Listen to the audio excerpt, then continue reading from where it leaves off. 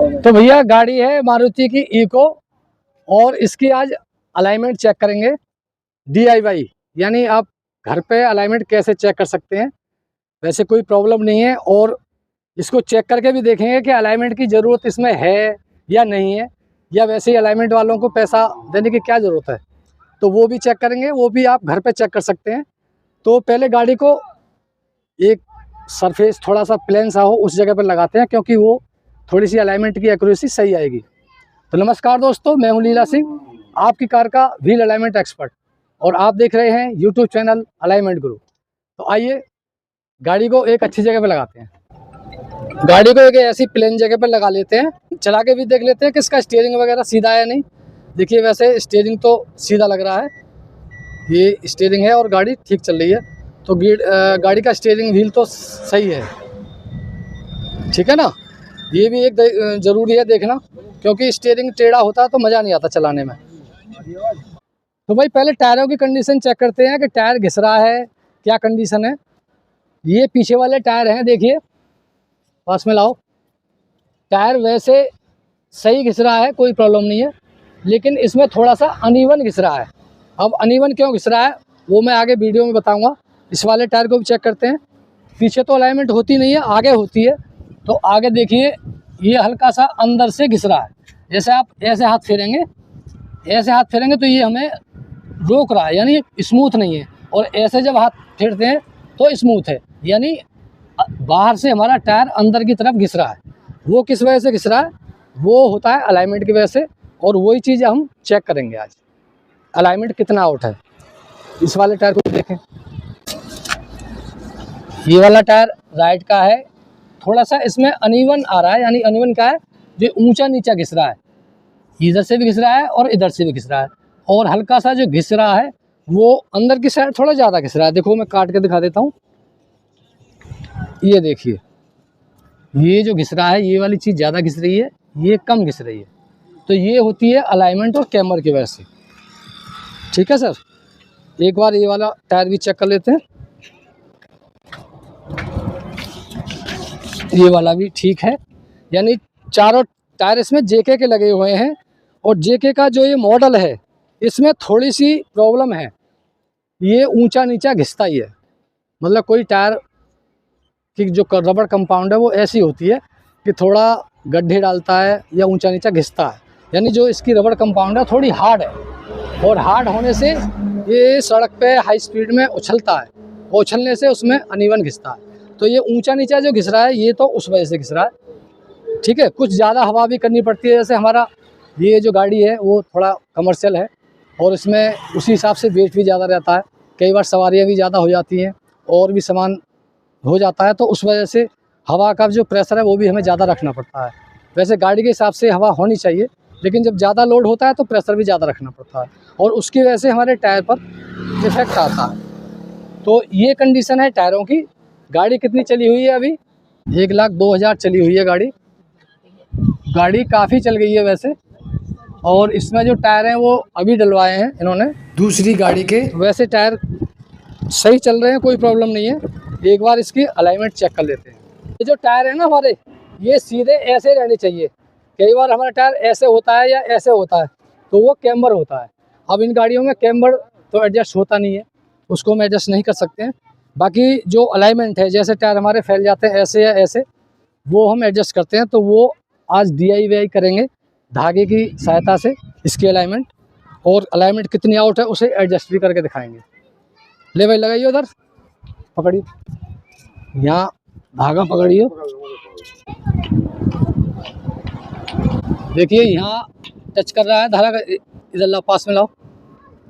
ये धागा यहाँ पर टच कर रहा है और यहाँ थोड़ा सा खाली है, यानी थोड़ा सा ये टायर अंदर की तरफ है। बार बार इसे ऐसे करके देखते हैं, उधर देखते हैं। आ जाओ, इधर आ जाओ। यहाँ लगाओ जी, यहाँ थोड़ा सा अंदर है, यहाँ पे थोड़ा सा अंदर है टायर, ये यहाँ जगह खाली है ना। नहीं, ये धागा जो बता रहा है हमारा, ये यहाँ तो लग रहा है।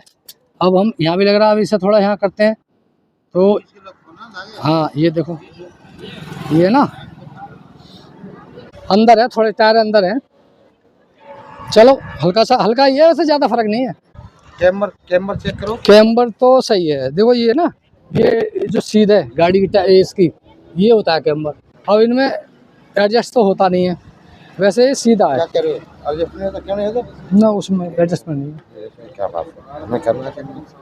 कैम्बर वो जुगाड़ है, देखो ये है कैम्बर, ये ना, ये शॉकर है, इसमें बोल्ट लगाते हैं। बोल्ट लगा हाँ वो, साले ने ओरिजिनल निकाल दिया हाँ और वो छोटा वाला लगा दिया। हाँ हाँ हमने अब वो जो है ना, जो बस अड्डे पे हाँ, उसने ओरिजिनल लगाया जब से टायर कम का है। जब से कैसे, वही तो कह रहे, वो जुगाड़ कर देते, पैसे बना लेते अपना, पतला बोल्ट डाल के इधर कर देते हैं।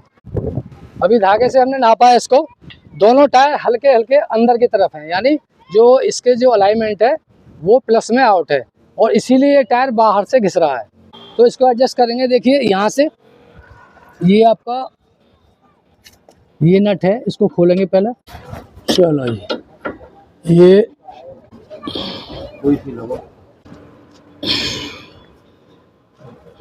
ना, ये वाला खोल के देखें, ये वाले देखते हैं। ये खुल गया, ये खुल गया, खिंचो ये जरा, ये ऐसा खिंचवा। नट दोनों हमने लूज कर लिए हैं इसके। अब ये टाई रॉड है, इसको इससे एडजस्ट करेंगे, यानी टायर हमारे अंदर हैं, थोड़ा सा हल्का सा बाहर आएंगे। बाहर कितना आएंगे, अब ये इस टाई रॉड से आएंगे, तो इसको जब हम लूज करेंगे हल्का सा, तो ये टायर हल्का सा बाहर जाएगा। ठीक है जी, बस अभी रन देते हैं यहीं पर, इधर का करते हैं एक बार, फिर धागे से नाप के देखेंगे। ये इसको हमने हल्का सा लूज कर दिया, फिर दोबारा एक बार धागा लगाते हैं। वहाँ तो लग ही रहा है आपका धागा, और यहाँ जैसे मैं हल्का सा यहाँ हटाता हूँ तो हल्का सा इधर भी हटता है, यानी यहाँ ये टायर बराबर आ गया सीधा लगभग। ये है ना, ये देखो, इतने गैप इधर करता हूँ उतने उधर आ रहा है। पहले जैसे जो ज़्यादा करता था, ये इतना ही गैप यहाँ है, तो इतना ही यहाँ है। अब चिपका देता हूँ मैं, तो ये भी चिपक गया। हल्का सा हटाता हूँ, हटाया, वो भी हट गया।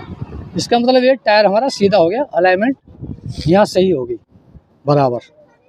ठीक है जी, एक बार उधर देख लेते हैं।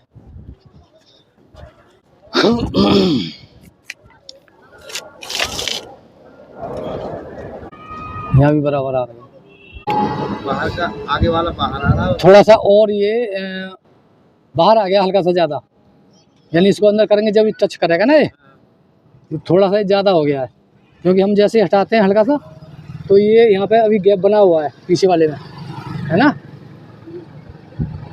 बहुत माइनर सा फर्क है। एक बार यहीं रखो,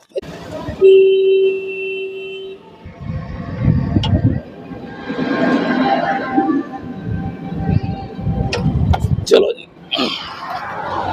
देखने लगा क्या वाला, अब सही है। जितना हल्का सा मैं यहाँ हटाता हूँ उतना हल्का सा वहाँ से हटता है। ठीक करें, ठीक है, ठीक है, सही है। अब टाइट कर देते हैं। अब इसको टाइट करते टाइम देखो, ये सावधानी रखनी है हमें कि ये हिले ना। देखिए, यहाँ पे इसको पकड़ के रखेंगे और यहाँ इसको टाइट करेंगे। ये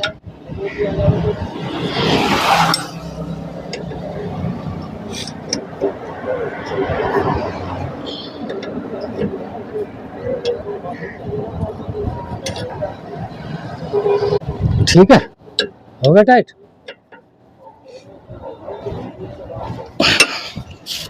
अब इधर भी टाइट करते हैं।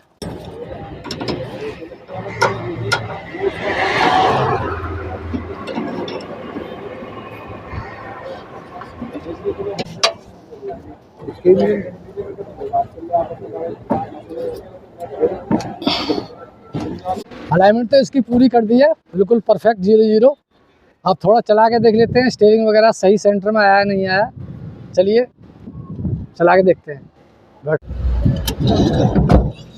चला जी।